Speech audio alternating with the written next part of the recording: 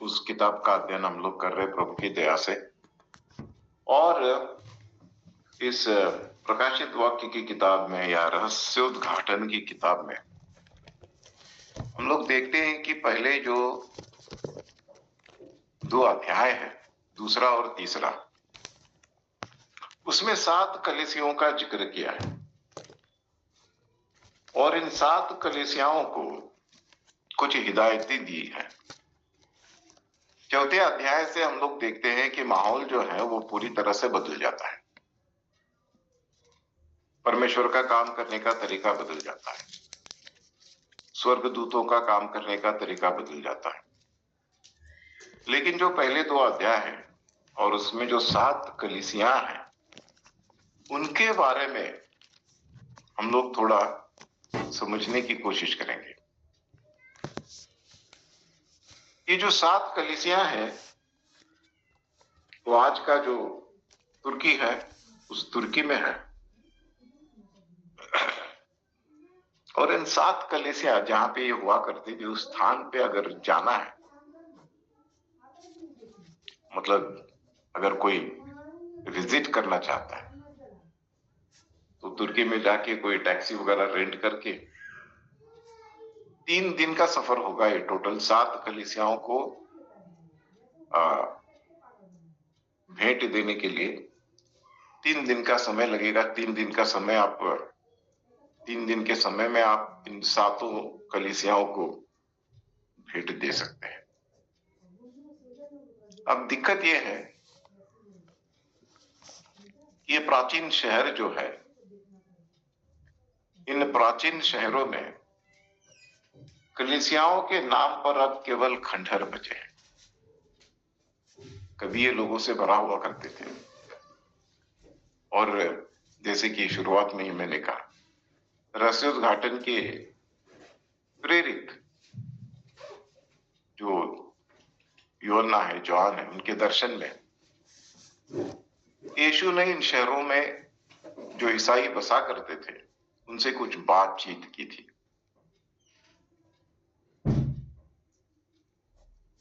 कुछ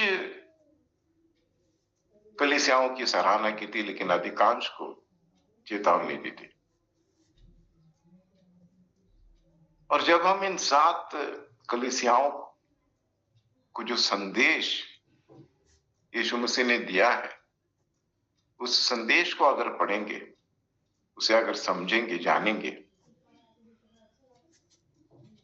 और अब आज की परिस्थिति में जब इन खंडहरों को देखेंगे, इन चट्टानों को देखेंगे, तब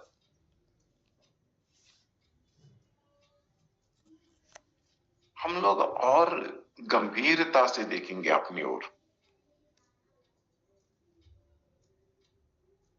क्योंकि जो मसीही जीवन है, मैं जैसे बार बार कहता हूं, बार बार बताता हूं कि ये आसान नहीं है। इन 7 कलीसियाओं को जिन शब्दों से यीशु मसीह ने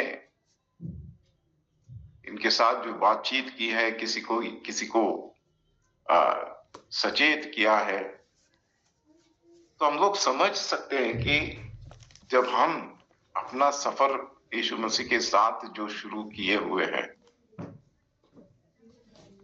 वो कितना गंभीरता से लेना चाहिए। तो पहली जो कलीसिया है इसमें जिसका जिक्र किया गया है, वो है इफिसस। इफिसस की जो कलीसिया है, जिसे कि हम लोग पौलुस ने खत भी लिखा है, इफिशियंस की किताब को हम लोग पढ़ते हैं इफिसस, उसका नाम आज बदल चुका है, आज वो सेल्जुक है। अब इसे कोई इफिसस के नाम से नहीं जानता है। इफिसस जो है वो पहली सदी में रोमन साम्राज्य का चौथा सबसे बड़ा शहर था। एक संपन्न वाणिज्यिक केंद्र, उसी के साथ साथ एक बंदरगाह।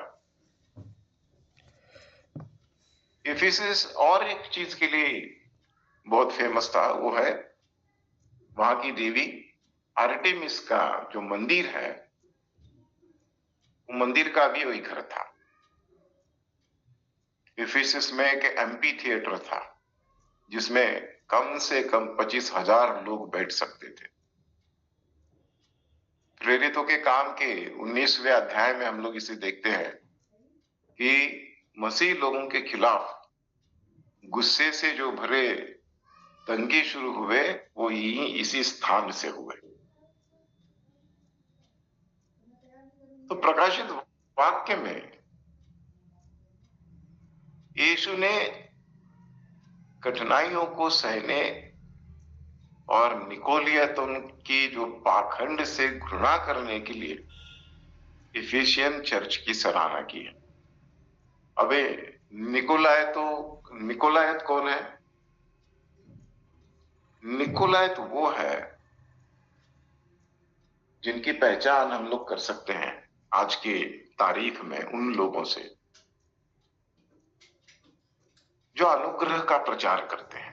वो कहते हैं कि तुम्हारे पाप माफ हो गए, अब तुम कैसे भी जी सकते हो, पाप कर सकते हो, व्यभिचार कर सकते हो, भ्रष्टाचार कर सकते हो, जो करना है करो, क्योंकि तुम्हारे सारे पाप माफ कर दिए गए।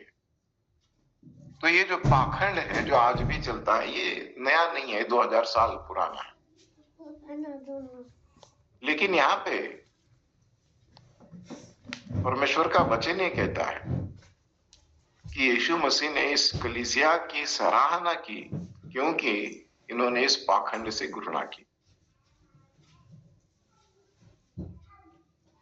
प्रारंभ में गूढ़ ज्ञानवादी जो मसीही लोग थे, वो धर्म को यौन अनेकता जैसी, अनैतिकता जैसी,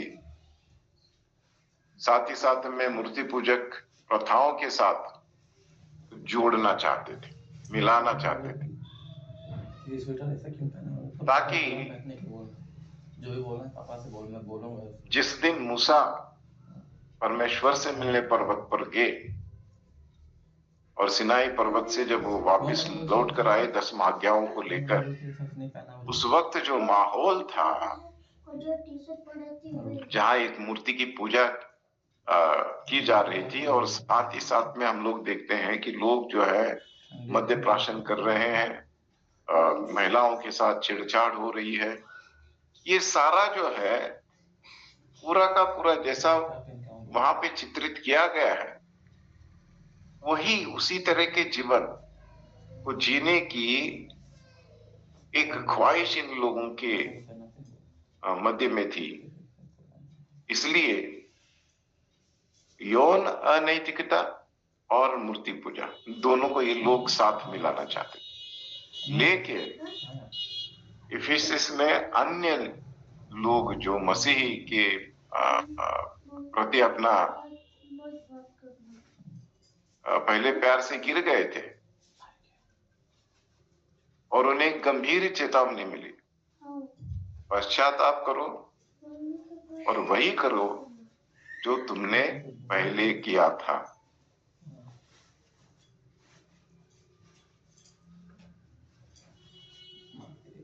तो पहले वचन को आज पढ़ते हैं और उसी से शुरुआत करते। दूसरा अध्याय 5वां वचन, रेवलेशन चैप्टर 2 वर्स 5।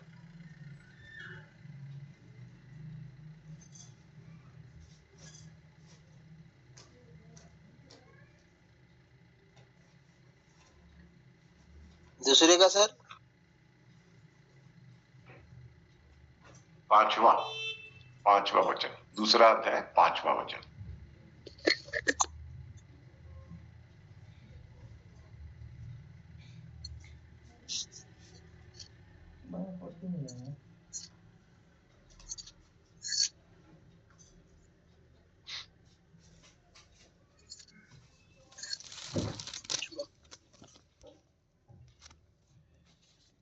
इसलिए स्मरण कर कि तू कहाँ से गिरा और मन फिरा और पहले के समान काम कर।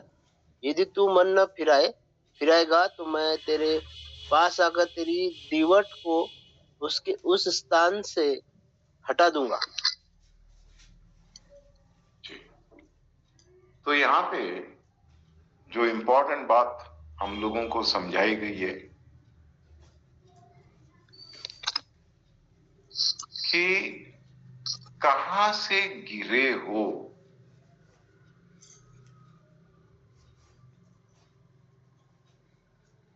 अंग्रेजी में जो शब्द है ना वो थोड़ा ज्यादा इंटरेस्टिंग होता है। Falling in love and falling from love. किसी से प्यार होना या किसी से प्यार करना हेलो, वॉइस और इज नॉट देयर फिर brother. My voice is not clear. Brother, your voice is not there. 1 minute, let me check why it is not there.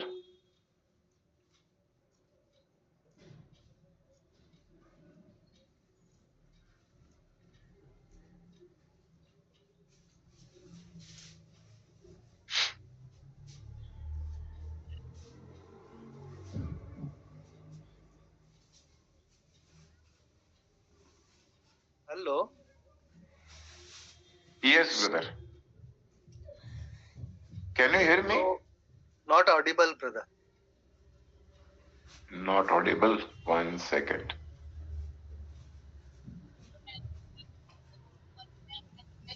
आप सबको आवाज आ रहा है? दिलीप भाई, आपको आवाज आ रहा है? यस, एकदम क्लियर आ रहा है। क्लियर आ रहा है? हाँ हाँ, यस क्लियर आ रहा है। हाँ, सबको क्लियर आ रहा है क्या? Falling from love. किसी से प्यार हो जाना और फिर प्यार से गिरना या उस व्यक्ति की नजर से गिरना।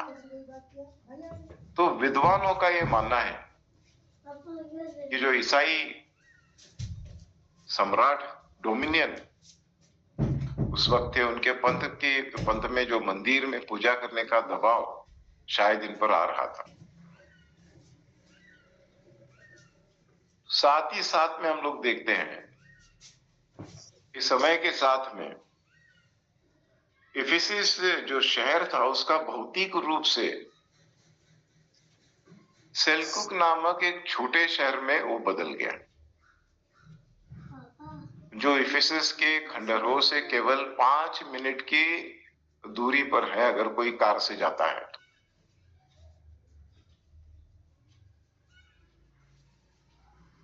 और अब जो दुकानें वहां पर हैं, जब हम लोग सड़क से गुजरते हैं तो आसपास की जो दुकानें हैं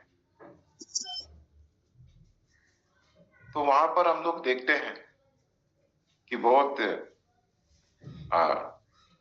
खुशबूदार जिन्हें अत्तर कहते हैं या इत्र कहते हैं, है ना, ऐसी सारी चीजों को ये यहाँ बेचने का जो बाजार है वो हुआ है, क्योंकि ये शहर अब पूरी तरह से मुस्लिम है।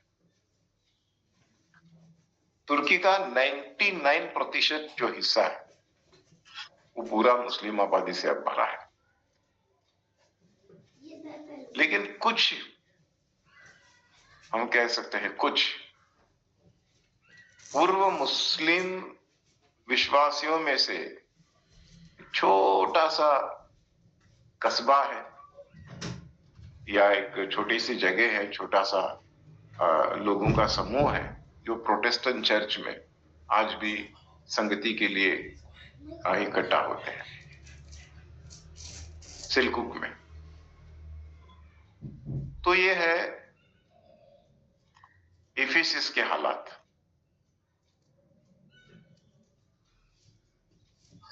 इसके बारे में इतवार को हम लोग मिलने वाले हैं, तो इसके बारे में और थोड़ी ज्यादा मैं चर्चा करने वाला हूं, उसके बाद मैं आपको भी बताता हूं। तो सेकंड जो है वो है स्मिर्ना, जो आज का है इजमिर।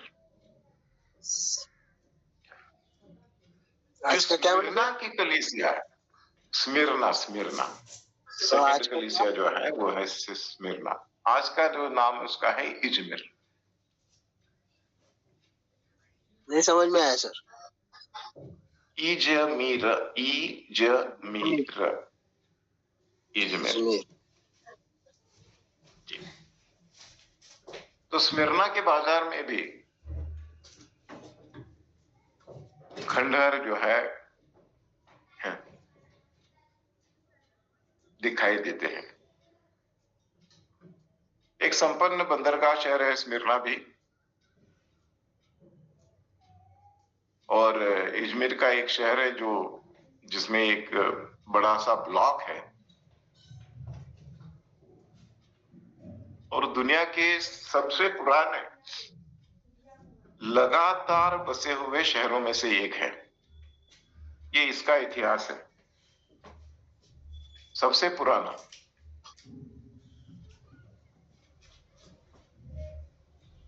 इजमिर अब 4 मिलियन से अधिक लोगों का घर है।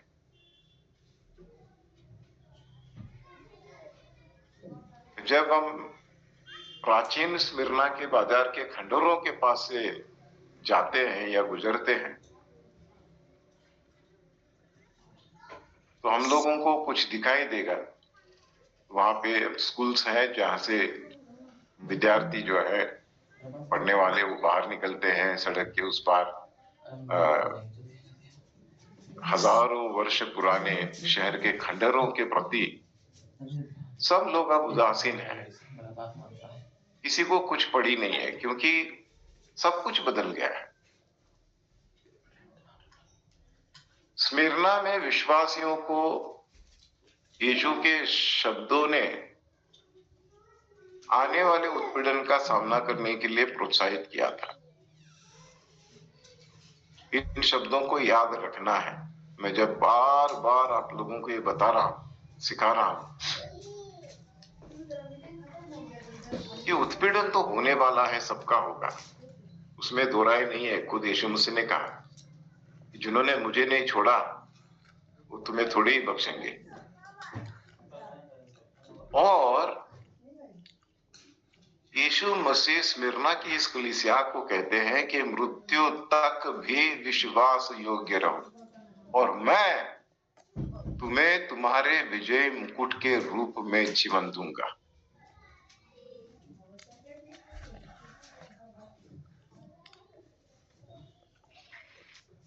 प्रकाशित वाक्य की किताब 2 अध्याय उसका 10वां वचन पढ़ते हैं। Revelation chapter 2 verse 10।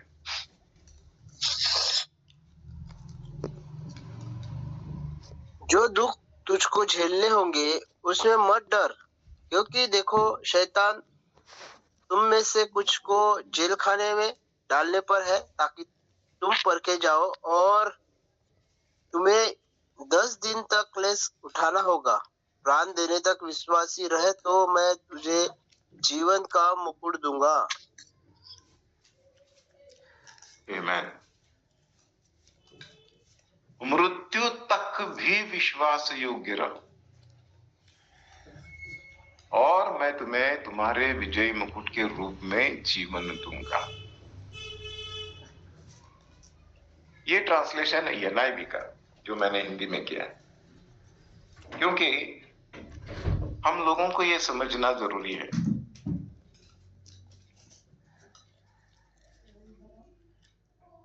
कि जो शुरुआत की कलीसिया थी, और अभी 1 शतक ही पूरा हुआ है, 100 साल, लेकिन 100 साल में इस कलीसिया की हालत ऐसी है कि यीशु मसीह को उन्हें फिर एक बार याद दिलाना पड़ा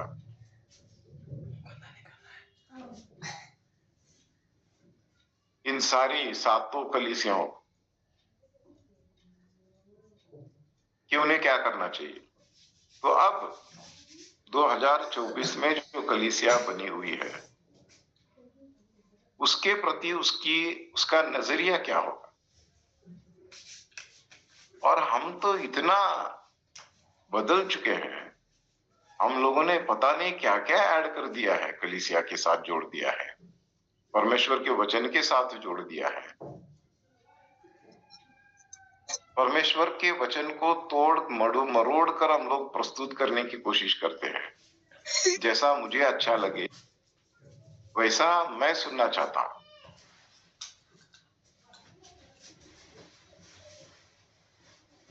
और अगर वैसा संदेश मुझे सुनने नहीं मिलता है तो मुझे अच्छा नहीं लगता है।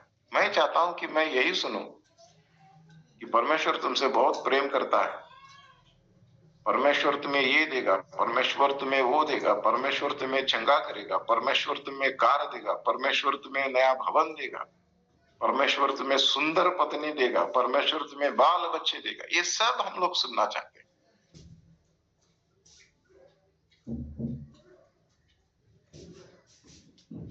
ये नहीं सुनना चाहते कि हमें एक ऐसा जीवन जीना चाहिए जिससे कि परमेश्वर संतुष्ट हो।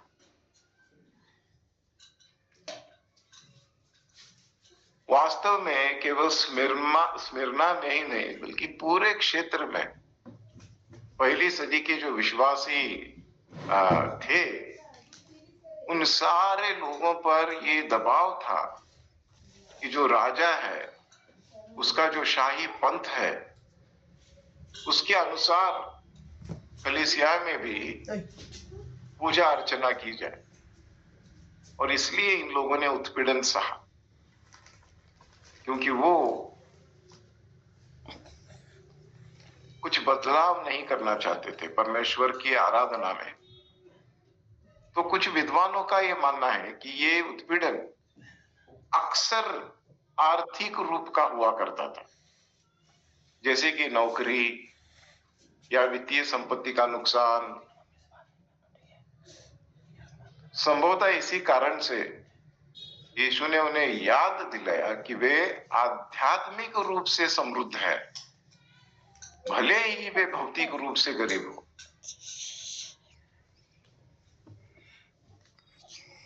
तो हमारी जो अमीरी है वो आध्यात्मिक रूप से होनी चाहिए। वो ज्यादा मायने रखती है परमेश्वर की नजर में। परमेश्वर की नजर में आपके अकाउंट में कितना पैसा है ये मायने नहीं रखता है। परमेश्वर की नजर में आपके हृदय में परमेश्वर के प्रति कितना प्यार है ये मायने रखता है।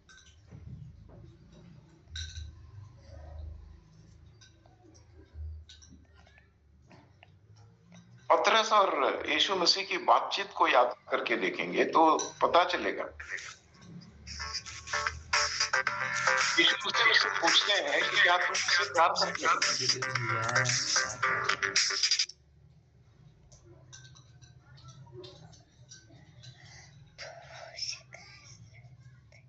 और पतरस कहता है कि हाँ मैं करता हूं।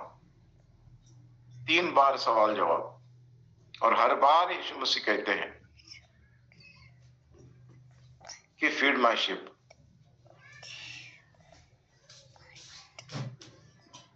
इफ यू लव मी, अगर तुम्हें मुझसे प्यार है, then feed my ship.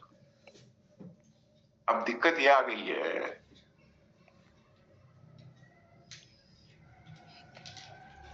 we feed the sheep not because we love Christ but because we love the sheep.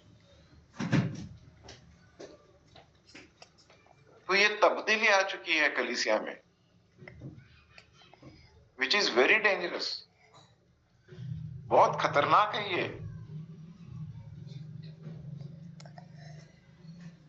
प्रारंभिक कलीसिया जो थी, उस वक्त की जो पिता है जिन्हें हम लोग फादर कहते हैं अंग्रेजी में, पॉलीकार्प,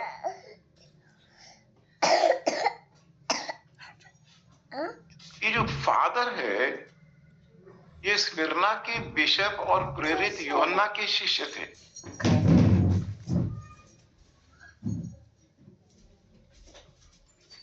तकरीबन 86 वर्ष की इनकी आयु में उन्हें मसीह में अपने विश्वास को त्यागने से इनकार करने के कारण सूली पर जला दिया गया था। तो पॉलीकार्प के जो है कुछ अंतिम शब्द थे, 86 वर्ष से मैं उसका सेवक रहा और उसने मेरे साथ कोई गलत काम नहीं किया है। मैं अपने राजा की निंदा कैसे कर सकता हूं जिसने मुझे बचाया। ये है पॉलीकार्प के शब्द, जो सूली पर जिंदा जल रहा था अपने विश्वास के कारण।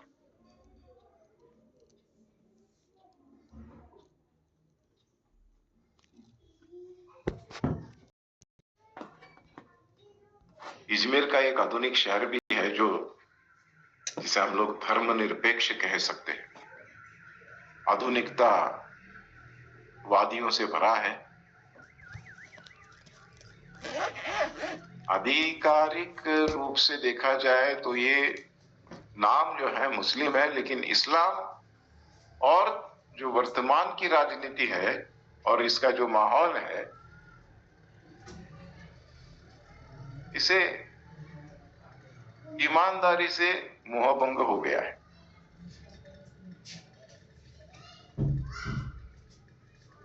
वे जानते थे शायद कि इजमीर में मसीह लोग रहा करते थे, लेकिन अधिकांश लोग कम से कम 12 चर्चों में फैले 500 से ज्यादा विश्वासियों के संपन्न मसीह समुदाय से अनजान।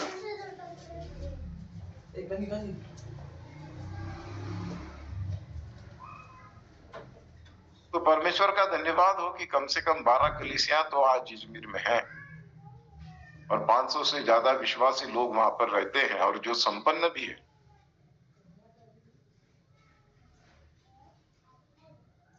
हालांकि इसमें से कई जो कलीसियां हैं ऐतिहासिक रूप से कैथोलिक है या रूढ़िवादी है, लेकिन परमेश्वर का धन्यवाद हो, यहाँ पर एक इंजिल प्रोटेस्टेंट विश्वासियों की संख्या जो है वो बढ़ती जा रही है। तो ये हो गया स्मिरना। तीसरी जो कलीसिया है वो थी पेरगामम, जिसका अब नया नाम है बरगामा।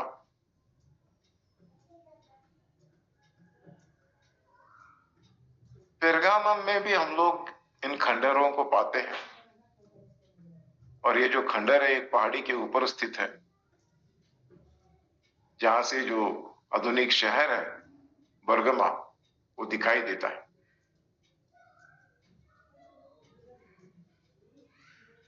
और यहां तक जाने के लिए केबल कार की सुविधा भी जो है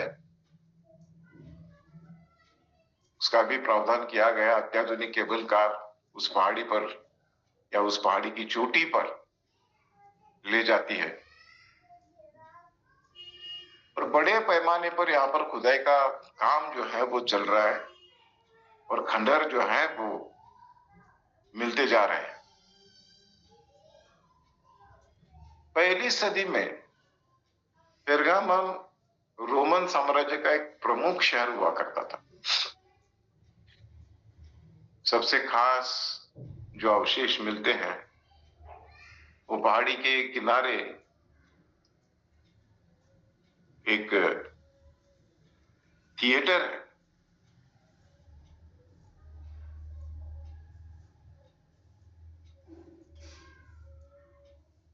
लेकिन एक वहां का जो क्या कहते हैं उसे भगवान जो था जिसे लोग मानते थे रोमन ज्यूस, उस मंदिर के खंडर थे। कुछ लोग सोचते हैं कि इस मंदिर के कारण ही यीशु ने पेरगामम को वो स्थान कहा जहां शैतान का सिंहासन है। तो जहां मंदिर है वो शैतान का सिंहासन है ऐसा नहीं है,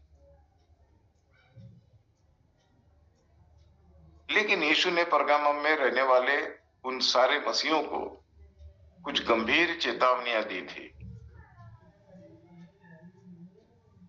जो उनकी मूल शिक्षा से भटककर पाप पूर्ण व्यवहार अपनाने लगे थे। और वो कहते हैं कि अगर वे पश्चाताप नहीं करते हैं तो यीशु खुद आकर उनके खिलाफ लड़ेंगे।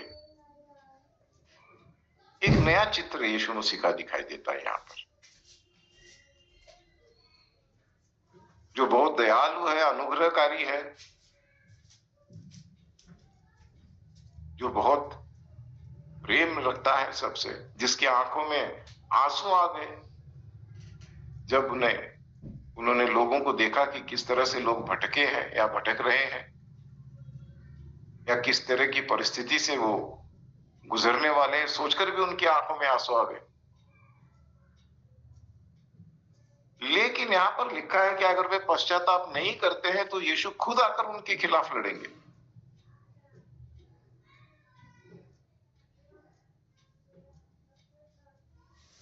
साथ ही साथ में हम लोग ये भी देखते हैं कि यीशु ने पेरगाम में रहने वाले उन चंद मसीह परिवारों की सराहना भी की है जो अपने विश्वास में दृढ़ थे।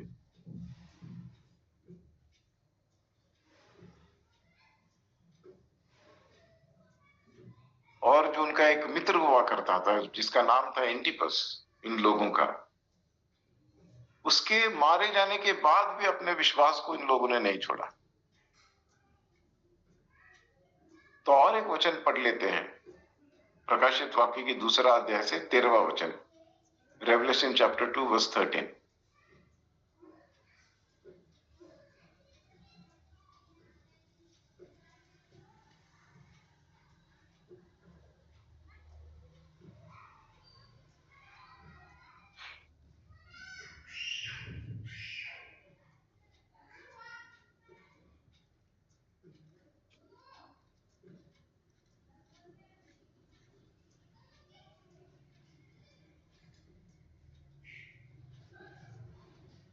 कौन पढ़ रहा है इसे? 2 अध्याय 13वां वचन। अच्छा, हाँ, मैं पढ़ रहा हूँ सर। मैं यह जानता हूँ कि तू वहां रहता है जहाँ शैतान का सिंहासन है।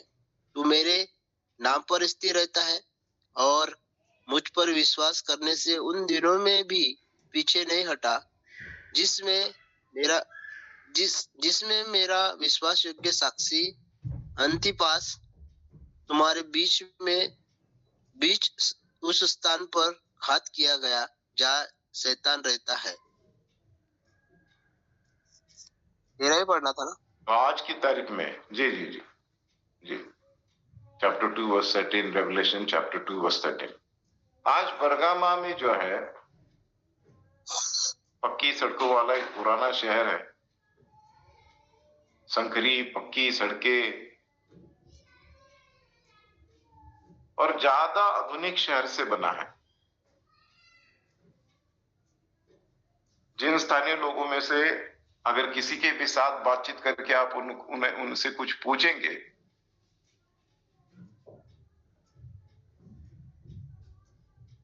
तो वो आपके साथ आज बड़ी मित्रतापूर्ण व्यवहार कर सकते हैं। लेकिन उस वक्त के हालात अलग थे।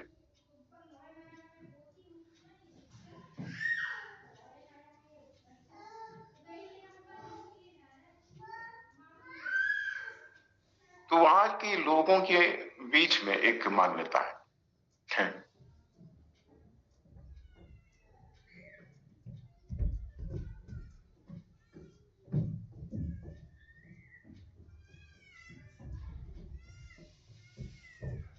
कि ये कहते हैं कि मुसलमान लोग जो है वो मक्का जाते हैं और मसीह लोग जो है वो इन 7 चर्चों को मिलने के लिए आते हैं। तो परमेश्वर के सामने उन्हें लगता है कि उनकी ये भावना है कि ये लोग जो आते हैं ये पुण्य कमाने के लिए आते हैं। लेकिन ये मसीह धर्म के बारे में जो हमारा एक व्यवहार है, चाल चलन है, उनके मन में एक गलत फहमी है, लेकिन इसको दूर करने वाला कोई नहीं है।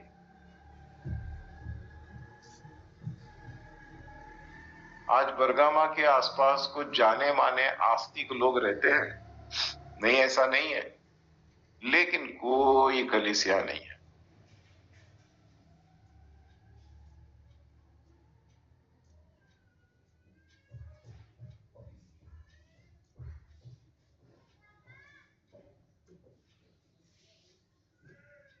चितेरा किसर एक प्रेरितों के काम की पुस्तक में लिडिया एक धनी और परोपकारी महिला थी और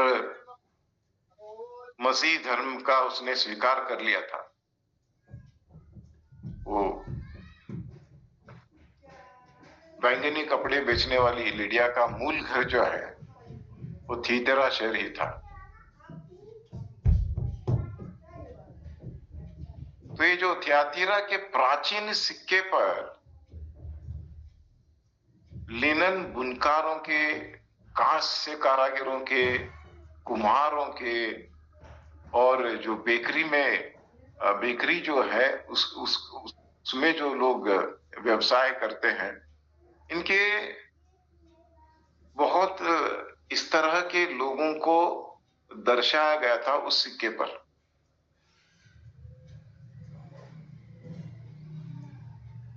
और ये थुआतिरा जो है ये 7 चर्चों में से एकमात्र शहर था जो प्राकृतिक सुरक्षा के बिना समतल भूमि पर बनाया गया था, जिससे यह आक्रमण के लिए असुरक्षित था।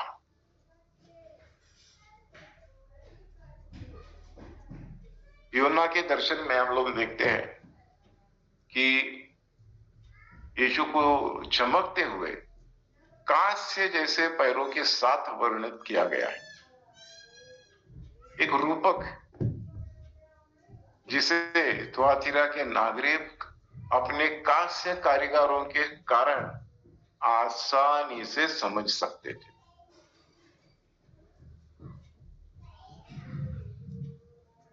यीशु ने थुआतिरा में उन लोगों को चेतावनी दी जो इस्राएल की भ्रामक शिक्षा को सहन कर रहे थे,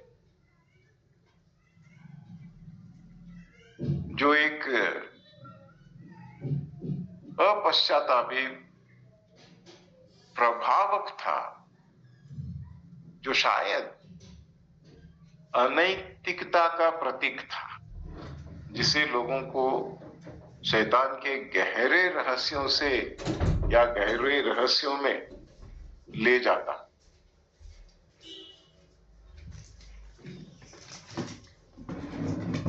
थुआतिरा में बहुत कम लोग विश्वास के प्रति सच्चे रहे थे और यीशु ने उन्हें स्थिर रहने के लिए प्रोत्साहित किया था।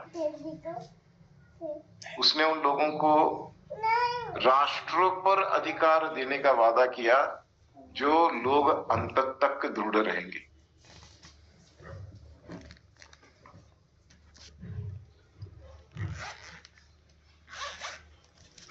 प्रकाशित वाक्य की किताब 2 अध्याय में हम लोग अभी भी बने हैं, तो 20वां और 24वां वचन पढ़ लेते हैं। पहले 20वां पढ़ेंगे, फिर उसके बाद 24वां। Revelation chapter 2 verse 21 and after that we'll read verse 24.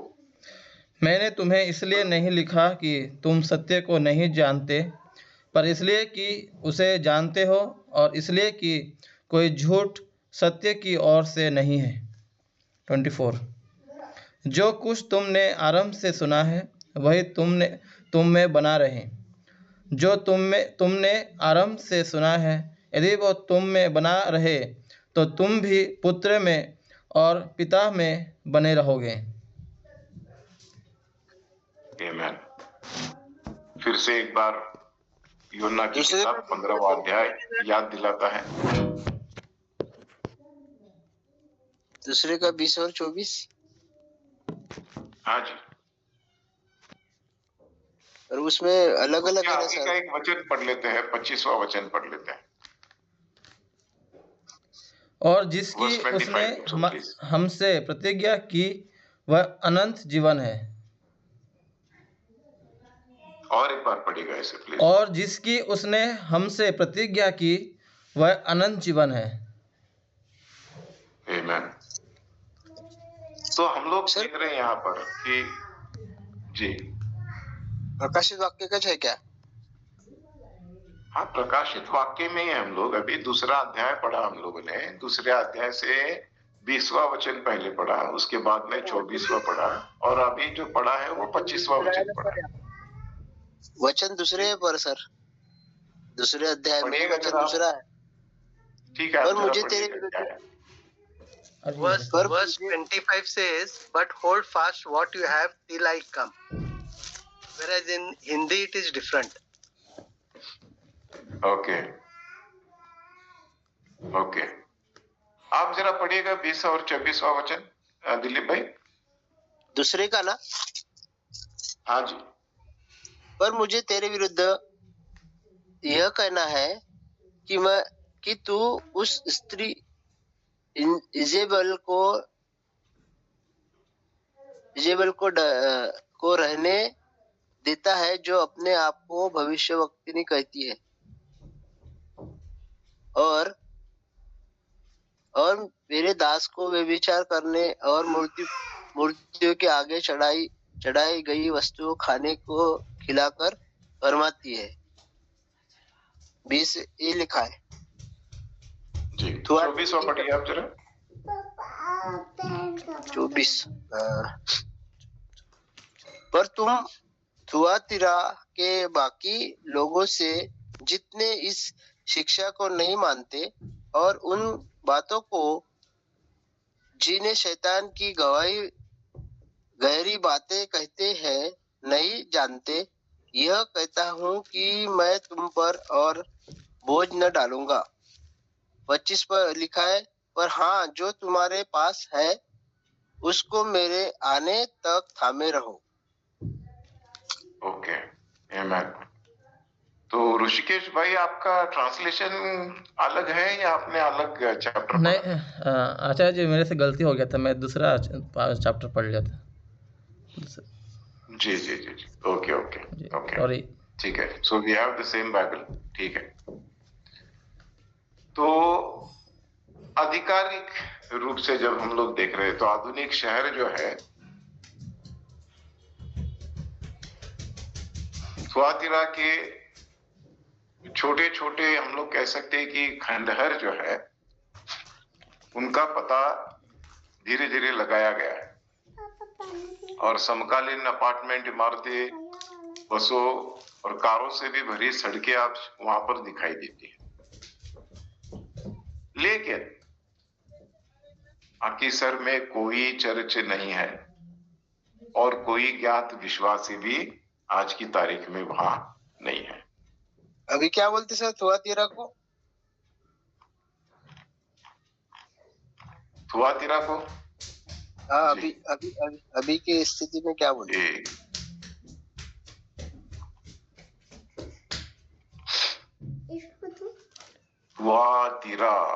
Thyatira एंटीपस, okay. Thyatira का कोई नाम बदला नहीं है, थुआतीरा ही कहते हैं। लेकिन जो अभी थोड़ा सा बदलाव आया है वो है अखीसर।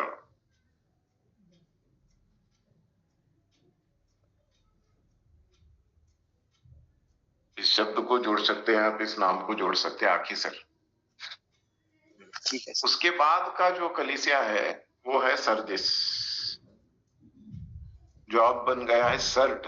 शर्ट नहीं, सर्ट। सरदिस को उन्होंने सर्ट बना दिया। सरदिस में भी हम लोगों को खंडहर में, बजरी के मैदान में एकमात्र व्यापक खुदाई देखने के लिए मिलती है। यहाँ पर पौराणिक धनी राजा क्रोएसस रहता था,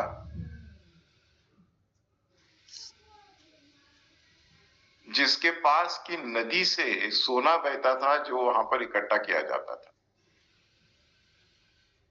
राजा का नाम क्या बोले सर? क्रोएसस। क्रोएसस जी। 500 ईसा पूर्व, बिफोर क्राइस्ट, 500 ईसा पूर्व में सर्दी से शासन इसने किया था।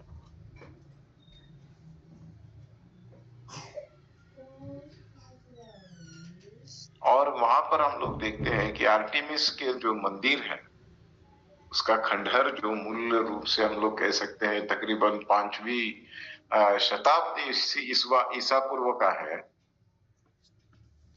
और 100 साल बाद जो सिकंदर राजा है, अलेक्जेंडर द ग्रेट, उसने उसको फिर से बनवाए जाने की कहानी है, और वो आज भी खड़े हैं।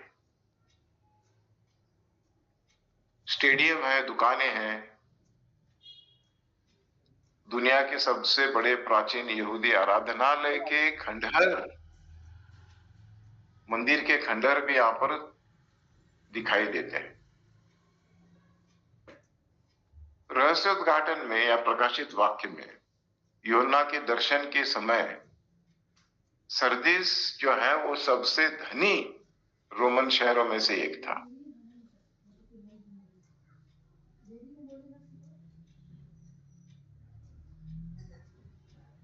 लेकिन इसमें जो है बार बार भूकंप हुआ करते थे और विनाशकारी हुआ करते थे। लेकिन ऐसा होने के बावजूद भी कई बार इसका पुनर्निर्माण हो गया है। तो रहस्योद्घाटन की किताब में यीशु के शब्दों में सरदीस के समृद्ध तथा स्वास्थ्य से लेकर चर्च की आध्यात्मिक वास्तविकताओं को ढांक दिया गया।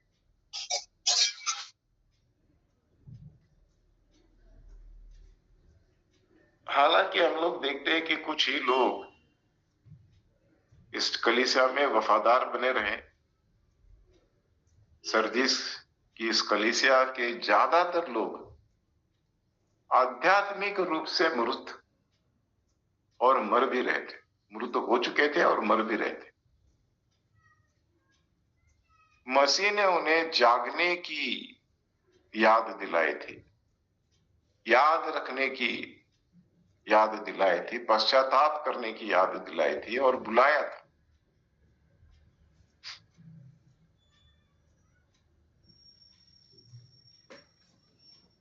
इसे पढ़ते हैं, 3 अध्याय 2 और 3 वचन, रेवलेशन चैप्टर 3 वर्सेस 2 and 3। जागृत हो और उन वस्तुओं को जो बाकी रह गई है और जो मिटने को है उन्हें दृढ़ कर, क्योंकि मैंने तेरे किसी काम को अपने परमेश्वर के निकट पूरा नहीं पाया। इसलिए स्मरण कर कि तूने कैसी शिक्षा प्राप्त की और सुनी थी, और उसमें बना रहे और मन फिरा। यदि तू जागृत ना रहेगा तो मैं चोर के समान आ जाऊंगा और तू कदापि ना जान सकेगा कि मैं किस घड़ी तुझ पर आ पड़ूंगा। आमीन। तो आर्टेमिस का एक मंदिर जो है मैदान में, एक छोटे 4वीं सदी के विजेंटिन कलीसिया के खंडहर भी उसके साथ में खड़े हैं। एक ढहता हुआ इमारत है जो योना के पत्र के कुछ 100 साल बाद शायद बना था, और शायद एक आशा की किरण लेकर आया था कि सरदीस में कुछ लोगों को या कुछ लोगों ने पश्चाताप करने की चेतावनी को स्वीकार कर लिया था। आधुनिक शहर जो अब बन गया है सरदीस, सार्ट, जो खंडहरों से सिर्फ 1 मील की दूरी पर है, और यहां पर कुछ 5000 से ज्यादा निवासी रहते हैं। इन्हीं खंडहरों के आसपास एक गांव है जो ग्रामीण जीवन जी रहा है, बच्चे धूल भरी सड़कों पर दौड़ते हैं, किसान आसपास के खेतों में ट्रैक्टर चलाते हैं। लेकिन सबसे दुखद बात यह है कि सरदिस में, साल्ट में आज कोई भी मसीही नहीं बचा है।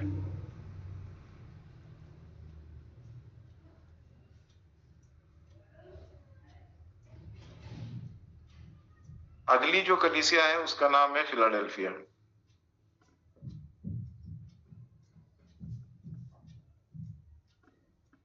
इसका नाम बदला है अब फिलाडेल्फिया का। उसका नाम है अब अला शेहिर।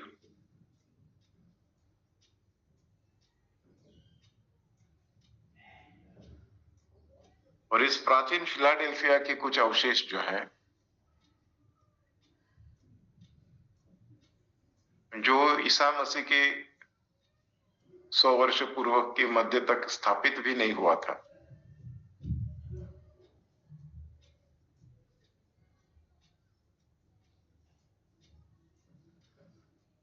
ईसा मसीह के पहले 100 साल ये स्थापित भी नहीं हुआ था।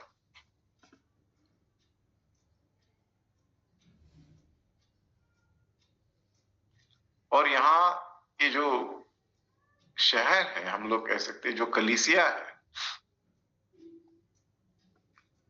सबसे नया, शहर भी नया, कलीसिया भी नया। और यीशु मसीह इन्हें भी संबोधित किया है, यीशु मसीह ने इन्हें भी संबोधित किया है।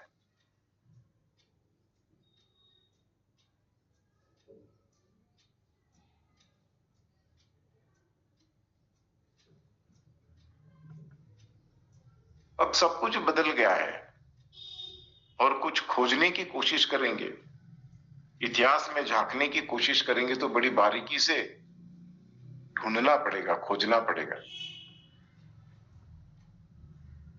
क्योंकि यहां जो कुछ भी था वो सब ढह चुका है।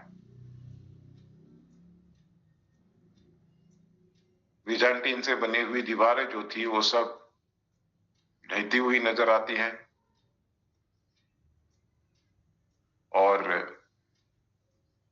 जो नया शहर बन रहा है उसके साथ जुड़ गई है, अपनी पहचान खो चुकी है।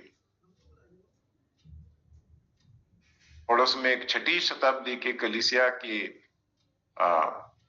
ताबूत को देखा जा सकता है, जिसे किसी हद तक सुरक्षितता प्रदान की गई है। लेकिन उसके बगल में ही मस्जिद है, जहां से प्रार्थना के लिए बुलावा जो है वो कोई भी व्यक्ति सुन सकता है।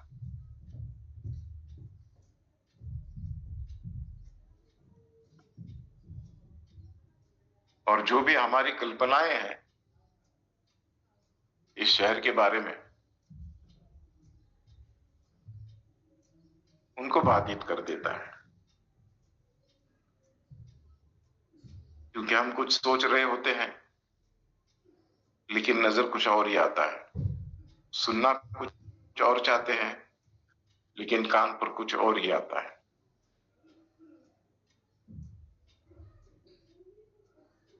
और बहुत असहज महसूस होगा वहां पर, क्योंकि जहां पर एक कलीसिया हुआ करती थी वहां पर अब नामो निशान नहीं है। पूरी तुर्की में और अपनी भावनाओं पर काबू कर पाना मुश्किल हो जाता है,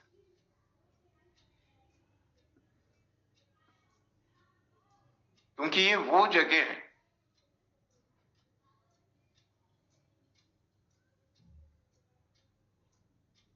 जहां पर यीशु मसीह के द्वारा वफादार विश्वासियों की प्रशंसा की गई थी, जिन्होंने कहा था, मुझे पता है कि तुम्हारे पास थोड़ी ताकत है, फिर भी तुमने मेरे वचन को रखा है और मेरे नाम को अस्वीकार नहीं किया है। इसे अपने शास्त्र से पढ़ लेते हैं। Revelation chapter 3 and verse 8। मैं तेरे कामों को जानता हूँ। देख, मैंने तेरे सामने एक द्वार खोल रखा है जिसे कोई बंद नहीं कर सकता। तेरी सामर्थ्य थोड़ी सी तो है, फिर भी तूने मेरे वचन का पालन किया है और मेरे नाम का इनकार नहीं किया। आमीन।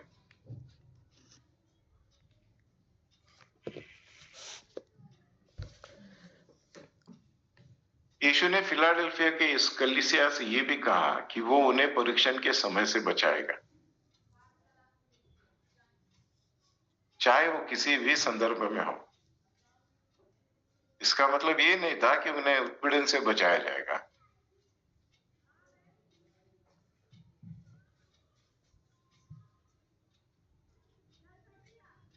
फिलाडेल्फिया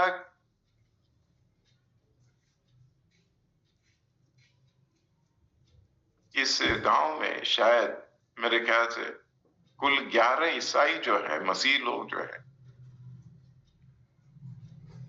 पॉलीकार्प के साथ 156 ईस्वी में शहीद हुए थे। पॉलीकार्प के साथ और 11 ईसाई जो है वो इसी शहर में 156 ईस्वी में समाप्त हुए, शहीद हुए।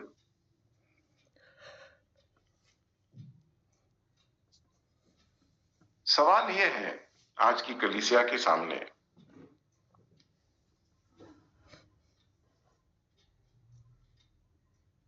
कि ये जो 7 कलीसिया थी जिनको यीशु मसीह ने खुद यूहन्ना के माध्यम से संबोधित किया था, सबको चिताया था, सबको आगाह किया था,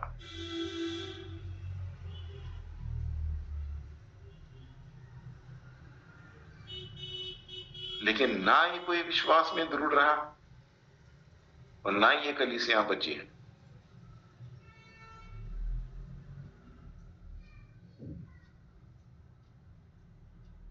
और एक कलीसिया है जो लाओडिसिया, जो अब डेनिजली है, जिस शहर का नाम अब डेनिजली है।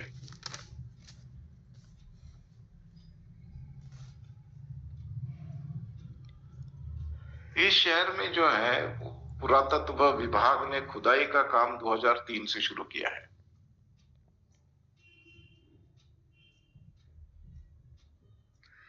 और जो काम अब तक हुआ है उससे ये दिखाई देता है कि एक बहुत विशाल और समृद्ध शहर रहा है, क्योंकि ये लाओडिसिया जो है एक प्रमुख राज्य मार्ग पर बनाया गया था और एक कमर्शियल सेंटर था, एक बैंकिंग सेक्टर था।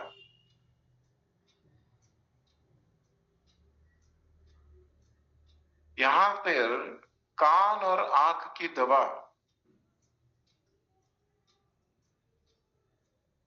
और काले ऊन के लिए बहुत ही फेमस था।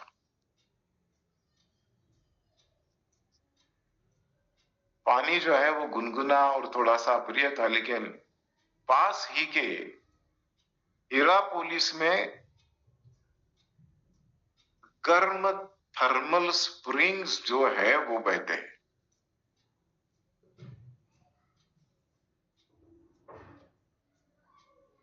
इसके अलावा पास में कुल्लू से शुद्ध ठंडे पानी का घर भी था।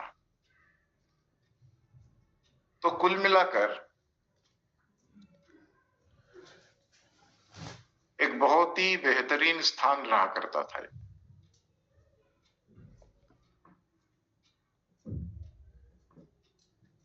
हीरापोलिस, कुल्लू से और लाओडिसिया में जो चर्च है वो अपेक्षाकृत हम लोग कह सकते हैं कि बहुत करीब थे और एक दूसरे के साथ साथ इनका रिश्ता भी था।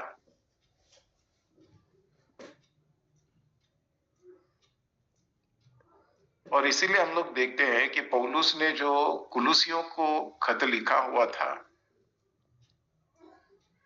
उन्होंने कहा था कि उनके पत्र को लौदीसिया में भी पढ़ा जाए।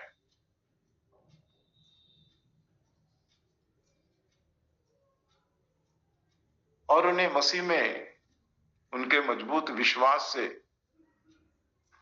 प्रोत्साहन मिला।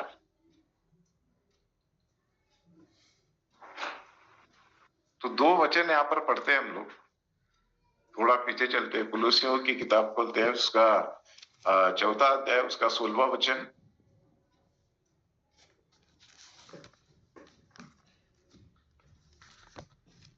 Colossians chapter 4 verse 16.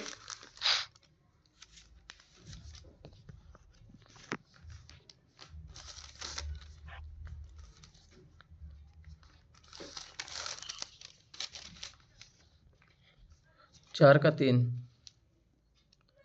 और इसके साथ ही साथ हमारे लिए भी प्रार्थना करते रहो कि 4 परमेश्वर का 16 जी 4 का 16 जी 4:16।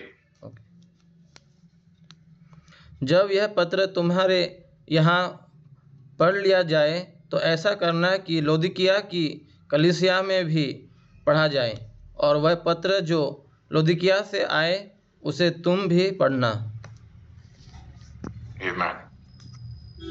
और एक वचन पढ़ते हैं और यहीं पे रुक जाते हैं।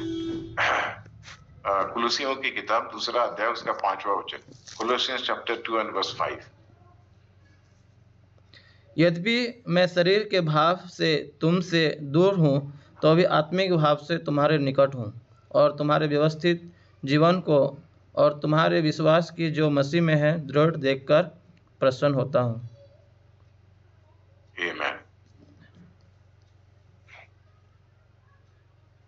हालांकि हम लोग देखते हैं कि पौलुस के इस पत्र के तकरीबन 30 साल बाद जब यूहन्ना ने प्रकाशित वाक्य की किताब लिखी तो बहुत कुछ बदल गया था।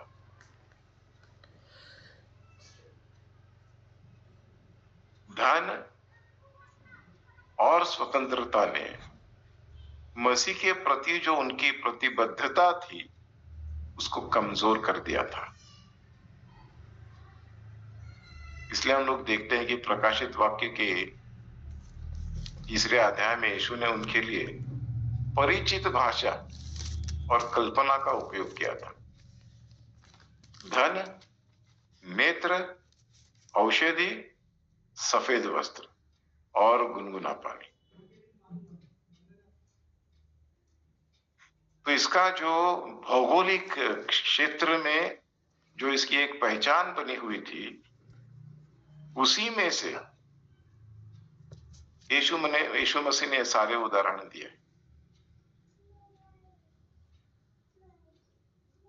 उसने कहा कि मैं तुम्हारे कामों को जानता हूं कि तुम न तो ठंडे हो और ना ही गर्म। काश तुम दोनों में से कोई एक होते। इसलिए क्योंकि तुम गुनगुने हो, ना गर्म और ना ही ठंडे, मैं तुम्हें अपने मुंह से उगलने वाला हूं।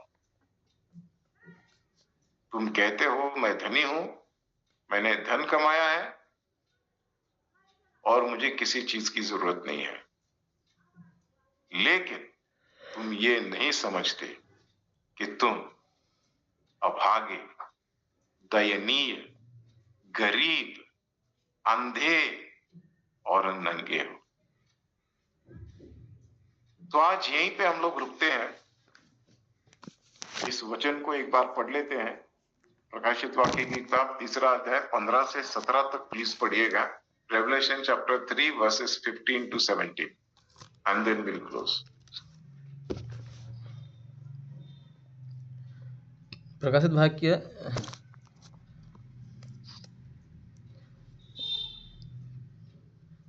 आचार्य जी, मतलब प्रकाशित वाक्य 3 अध्याय पढ़ना है ना जी? 3 अध्याय 15 से लेकर 17 तक, chapter 3 versus starting from 15 to 17। Okay.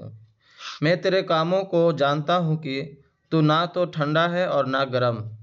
भला होता कि तू ठंडा या गर्म होता, इसलिए कि तू गुनगुना है और ना ठंडा है और ना गर्म। मैं तुझे अपने मुंह में से उगलने पर हूँ। तू कहता है कि मैं धनी हूँ और धनवान हो गया हूँ और मुझे किसी वस्तु की घटी नहीं, और यह नहीं जानता कि तू अभागा और तुच्छ और कंगाल और अंधा और नंगा है। इसीलिए मैं तुझे सम्मति देता हूँ कि आग में ताया हुआ सोना मुझसे मोल ले कि तू धनी हो जाए, और श्वेत वस्त्र ले ले कि पहनकर तुझे अपने नंगेपन की लज्जा ना हो, और अपनी आँखों में लगाने के लिए सुरमा ले कि तू देखने लगे। मैं जिन जिन से 18 तक पढ़ना है ना? 17 तक जी होगी। 17। हाँ, तो ये सारी चीजें जो वहां मिलती थी, उन्हीं सारी चीजों का जिक्र उन्होंने किया है। क्योंकि आंखें होकर भी तुम देख नहीं पा रहे हो और तुम औषधि बनाते हो आंखों से देख, आंखों के लिए, तो तुम्हें सुरमा लगाने की जरूरत, औषधि की जरूरत है ताकि देख सको। ठीक है, तो आज यहीं पे रुकते हैं। कल इस विषय को और थोड़ा आगे ले जाएंगे। और परमेश्वर का धन्यवाद हो कि ये जो वचन हमको दिया है परमेश्वर ने हमारे हाथों में, इससे हम लोग कुछ सीख पा रहे हैं, कुछ समझ पा रहे हैं। और मेरा विश्वास है कि आने वाले दिनों में और बहुत कुछ जानने समझने की कोशिश लगातार हम लोग करते रहेंगे। तो आइए रुकते हैं आज यहीं पर, and we will close today. Shri ji.